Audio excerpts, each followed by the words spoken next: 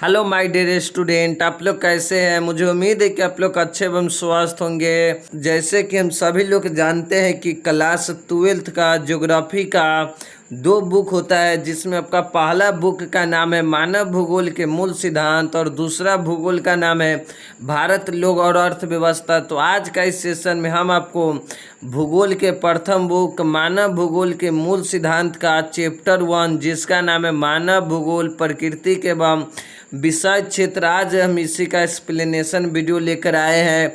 इस चैप्टर का VVI topic को सभी को हम लाइन बाय लाइन एक्सप्लेनेशन करेंगे। तो चलिए बिना टाइम वेस्ट किए हुए वीडियो को शुरुआत करते हैं। तो आज का इस सेशन का आपका पहला टॉपिक यही है कि भूगोल शब्द ग्रीक भाषा से लिया गया है। ये जो भूगोल शब्द है ना, किस ग्रीक भाषा से लिया गया है। जैसे में होता है हिंदी भाषा, अंग्रेजी भाषा, संस्कृत भाषा, मराठी भाषा, उसी प्रकार से एक ग्रीक भाषा होता है। तो भूगोल शब्द को है ना ग्रीक भाषा से लिया गया, आपको ये याद रखना है। या भूगोल शब्द ग्रीक भाषा का शब्द होता है। भूगोल शब्द न भू प्लस गोल दो शब्दों से मिलकर बना है। जो भूगोल शब्द है ना, वो भूगोल मतलब भू मतलब जियो प्लस गोल यानी कि ग्राफी, दो शब्दों से मिलकर बना है। जिसमें भू शब्द का अर्थ होता है पृथ्वी, यानी जियो शब्द का अर्थ होता है क्या पृथ्वी होता है, तथा गोल यानी ग्राफी शब्द का अर्थ होता है वर्णन करना।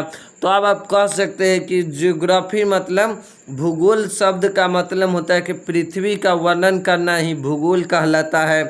फिर आपका अगला टॉपिक है भूगोल। भूगोल शब्द का प्रयोग सर्वप्रथम यूनान का भूगोलवेत्ता एरोटोस्थनीज ने किया था। जो ये भूगोल शब्द है ना, उसका प्रयोग किसने किया था सर्वप्रथम? यूनान का रहने वाले भूगोलवेत्ता। भूगोलवेत्ता उसे कहा जाता है जो भूगोल का अध्ययन करता है, उसे भूगोलवेत्ता कहा जाता है। तो वही है कि भूगोलवेत्ता मतलब वो भूगोलवेत्ता एरोटोस्थनीज ने भूगोल शब्द का प्रयोग पहली बार किया था। चलिए फिर आपका नेक्स्ट टॉपिक है कि भूगोल का पिता, कि भूगोल का पिता या जनक किसे कहा जाता है। तो भूगोल का पिता या जनक हिक्केटियस को कहा जाता है।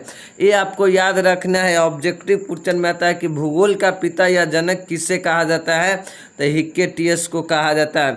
अब आप भूगोल पढ़ने जा रहे हैं और आपको भूगोल का परिभाषा नहीं मालूम रहेगा तो आपको कॉन्सेप्ट को समझने में नहीं मज़ा आएगा। तो इसलिए आपको जानना होगा कि भूगोल किसे कहते हैं या भूगोल क्या होता है। तो सामाजिक विज्ञान की वह शाखा जिसमें हम पृथ्वी तथा मानव के बीच संबंधों का अध्ययन करते हैं, उसे ही भूगोल कहते हैं। भूगोल का अर्थ होता है, ये भूगोल शब्द का मतलब यह होता है कि पृथ्वी का वर्णन करना होता है। तो वही है कि सामाजिक विज्ञान की वह शाखा जिसमें पृथ्वी का प्रत्येक संसाधन, जो मानव के बीच क्या संबंध है, उन्हीं का अध्ययन करना ही भूगोल कहलाता है। मतलब जो भी प्रकृति ने हमें संसाधन दिया है और उन संसाधनों के बीच हमारा क्या संबंध है, उन्हीं को अध्ययन करना ही भूगोल कहलाता है। तब आपको समझ में आ गया होगा कि भूगोल किसे कहते हैं। तो भूगोल सामाजिक विज्ञान की वह शाखा है जिसमें पृथ्वी तथा मानव के बीच के संबंधों का अध्ययन करते हैं। पृथ्वी और मानव के बीच हमारा मतलब प्राकृतिक संसाधन के बीच हमारा क्या संबंध है और मानव का, उसी के बारे में अध्ययन करते हैं, उसे भूगोल कहते हैं। चलिए अब आपको समझ में आ गया होगा कि भूगोल किसे कहते हैं। फिर आपका नेक्स्ट टॉपिक है कि भूगोल में द्वैतवाद। द्वैतवाद का मतलब होता है कि दो विचार, द्वैत मतलब दो और वाद का मतलब होता है कि विचार। भूगोल में ना एक समय आया था जो द्वैतवाद मतलब दो विचार आ गया था एक समय पर। तो वही 1859 में हमबोल्ट तथा कार्ल रिटर की मृत्यु के बाद भूगोलवेत्ताओं में वैचारिक स्तर पर दो वर्ग हो गए। जो 1859 में है ना, हमबोल्ट तथा कार्ल रिटर की मृत्यु के न बाद भूगोलवेत्ताओं जो भूगोल के अध्ययन करते थे न, उनके वैचारिक स्तर मतलब उनके विचार के स्तर पर न दो वर्ग हो गया। आप जानबे ही करते कि अगर किसी घर का गार्जियन रहता है तो उसका बात ही कुछ और रहता है, वो सभी को मिलाकर चलता है। लेकिन गार्जियन नहीं रहने के कारण उस घर में दो विचारधारा हो जाता है, सभी अपना अपना विचार अलग कर लेता है और वो अलग ही वो उनका वर्ग ही अलग कर लेता है, उनका वैचारिक स्तर या व्यवहार भी अलग हो जाता है। लेकिन वही गार्जियन रहता है तो सभी को मिलाकर चलता था। तो वैसा ही हार्मबोल्ट तथा कार्ल लिटर था ना, जिस समय उस समय सभी भूगोल वक्ताओं को न मिलाकर चल रहा था। जैसा ही उनकी मृत्यु हुई न, तो भूगोल वक्ताओं के वैचारिक स्तर पर न दो वर्ग हो गए हैं, जिसमें एक वर्ग के भूगोल वक्ताओं का यह मानना था कि भूगोल की भौतिक तत्व जैसे हो गए पहाड़ हो गया, मैदान हो गया, पठार, ज्वालामुखी, नदियाँ, हवा, वर्षा आदि प्राकृतिक संसाधनों का अध्ययन तक सीमित कर भूगोल को भौतिक रूप में स्थापित करे। जिसमें प्रथम वर्ग के भूगोल वक्ताओं का मानना यह था कि ये भूगोल होता है ना, जो भूगोल उनके भौतिक संसाधन, जो भौतिक संसाधन होता है, जो प्राकृतिक संसाधन होता है ना, उसी का अध्ययन करके ना भूगोल को ना भौतिक भूगोल के रूप में स्थापित करना था। ये प्रथम वर्ग का भूगोल वक्ताओं का विचार था कि भूगोल के न प्राकृतिक संसाधनों का अध्ययन कर सिर्फ भौतिक भूगोल में उसे स्थापित करना, जैसे कि पहाड़ का अध्ययन करें, मैदान और पठार, ज्वाला, जो भी प्राकृतिक संसाधन है न, उसी का अध्ययन कर भूगोल के किसका भौतिक भूगोल के रूप में स्थापित करे। वहीं पर दूसरे वर्ग के भूगोल वक्ताओं का यह मानना था कि भूगोल में न केवल मानवीय तत्व जैसे हो गए मानव गतिविधियां, मानव समाज और उनके प्राकृतिक पर्यावरण के बीच संबंधों का अध्ययन तक सीमित कर भूगोल को मानव भूगोल के रूप में स्थापित करें। जिसमें प्रथम वर्ग के भूगोल वक्ताओं का यह मानना था कि भूगोल में ना जो भी प्राकृतिक संसाधन है उसी का अध्ययन तक सीमित करके न भूगोल को भौतिक भूगोल के रूप में स्थापित करें। और वहीं पर दूसरे वर्ग के भूगोल वक्ताओं का यह मानना था कि भूगोल में न मानवीय तत्व जैसे हो गए मानव की गतिविधियां और मानव समाज और उनके प्राकृतिक पर्यावरण के बीच संबंधों का अध्ययन तक सीमित कर भूगोल को मानव भूगोल के रूप में स्थापित करें। जो भूगोल है ना, उनमें दूसरे वर्ग का भूगोल वक्ताओं का यही मानना था कि भूगोल के ना प्राकृतिक और मानव के बीच के संबंधों का ही अध्ययन कर भूगोल को ना मानव भूगोल के रूप में स्थापित करें। इसी में दो विचार आया था, जिसमें पहला विचार था यही था कि भौतिक भूगोल को, जिसमें प्रथम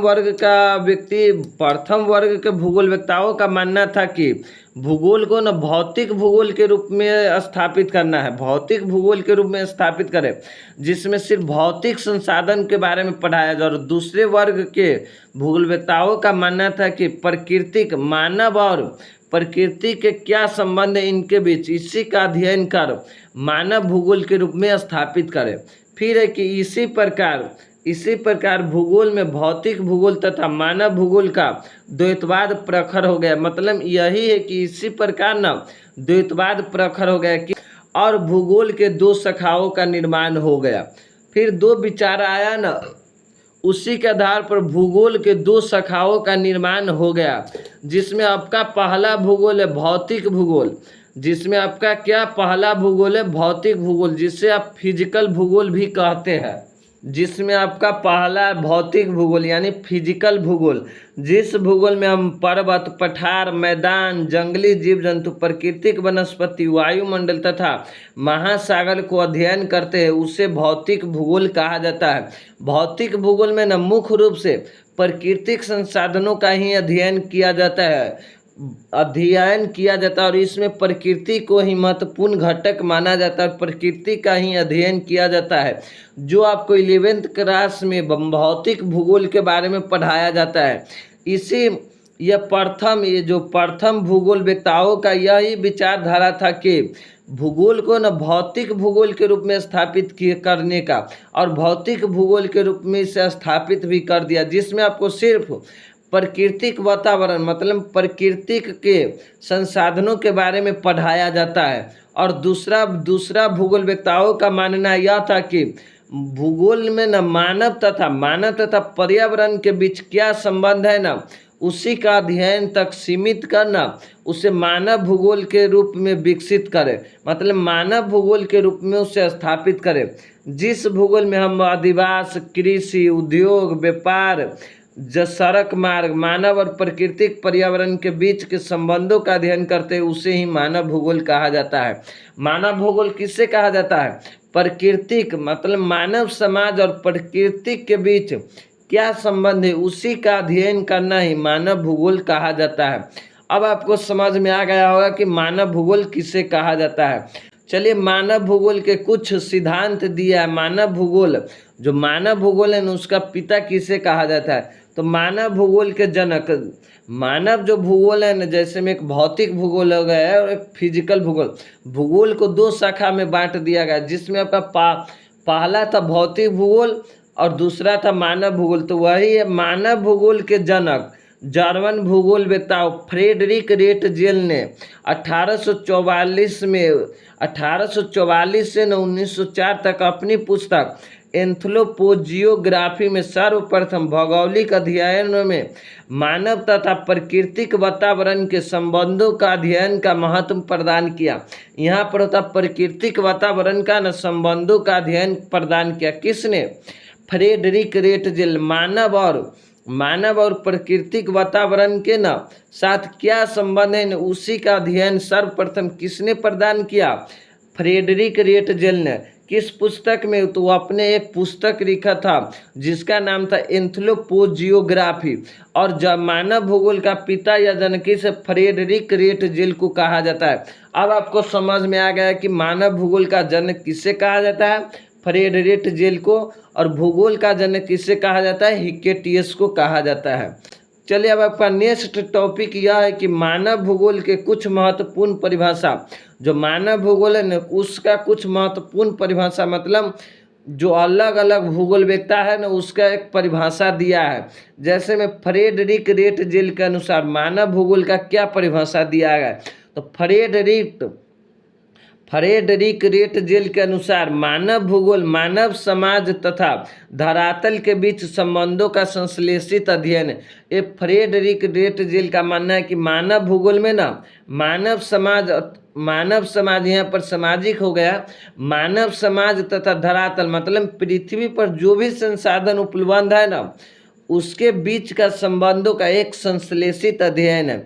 इसको आपको याद रख लेना है कि मानव भूगोल और मानव समाज तथा धरातल के बीच संबंधों का संश्लेषित अध्ययन है। इन किनके अनुसार है? मानव भूगोल का एक परिभाषा दिया गया। किनके अनुसार?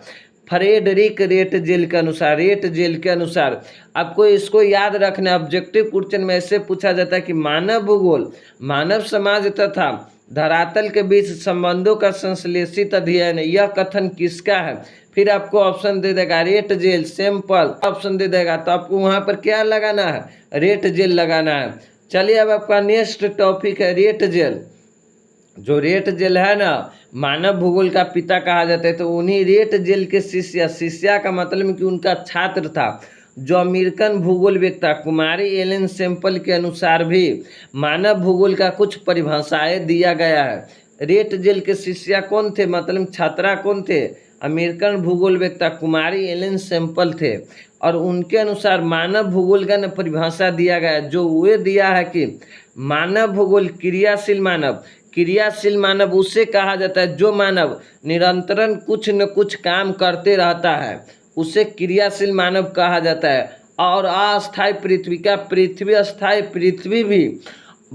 पृथ्वी भी अपने ध्रुव पर चक्कर लगाते रहता है।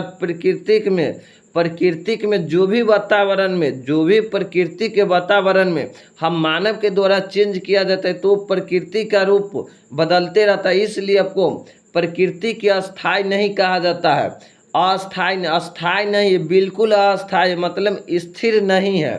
के परिवर्तनशील संबंधों का अध्ययन, क्या एक कथन किसका है? कि मानव भूगोल क्रियाशील मानव तथा अस्थायी पृथ्वी के परिवर्तनशीलों का संबंध है।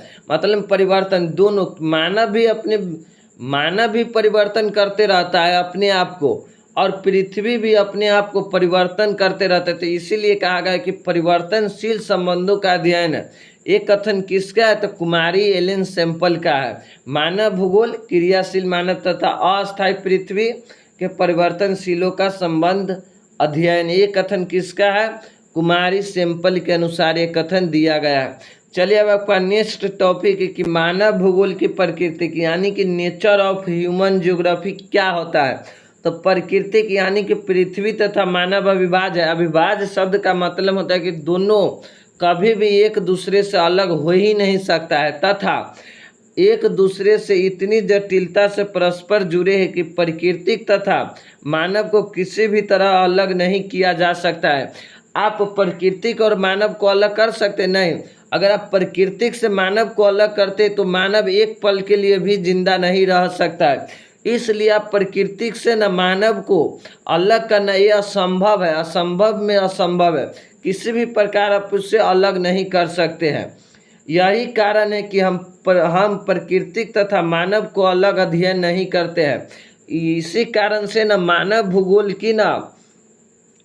भूगोल होता है, जिसका मानव भूगोल का स्थापित किया गया। क्योंकि प्राकृतिक और जब प्राकृतिक से मानव को न अलग कर देते तो उसका हम अध्ययन नहीं कर पाते। क्योंकि अगर प्राकृतिक से मानव को अलग थलग कर देते तो प्रकृति का कोई मतलब नहीं। जो भी प्राकृतिक में जो परिवर्तनशील लाता है, जो परिवर्तन लाता है, कौन लाता है? मानव लाता है। तो उसी लिए कहा जाता है कि हम प्राकृतिक तथा मानव को अलग अध्ययन नहीं कर सकते, दोनों को एक साथ ही अध्ययन कर सकते हैं। फिर आपका नेक्स्ट टॉपिक है मानव का प्रकृतिकरण, फिर है प्रकृति का मानवीयकरण, फिर है। चलिए मेरे प्यारे बच्चों, आज के सेशन में इतना तक ही रहने देता। फिर हम पार्ट 2 में इससे आगे के टॉपिक को कवर कर लेंगे। यहाँ से फिर आपको VVI टॉपिक जो सीधे आपको एग्जाम में आने का संभावना रहता है। मानव का प्रकृतिकरण ये तो एग्जाम में हर बार पूछा जाता है। तो चलिए इससे आगे हम पार्ट 2 में पढ़ेंगे। अगर आप आर्ट्स के बच्चों हो तो इस चैनल पर आपको आर्ट्स की संपूर्ण तैयारी फ्री ऑफ कॉस्ट कराया जाएगा। तो आप इंटरेस्टेड हो तो हमारे चैनल को ज़रूर सब्सक्राइब कीजिएगा। ये वीडियो कैसा लगा आप कमेंट में ज़रूर बतलाइएगा। तब तक के लिए इतना ही, धन्यवाद।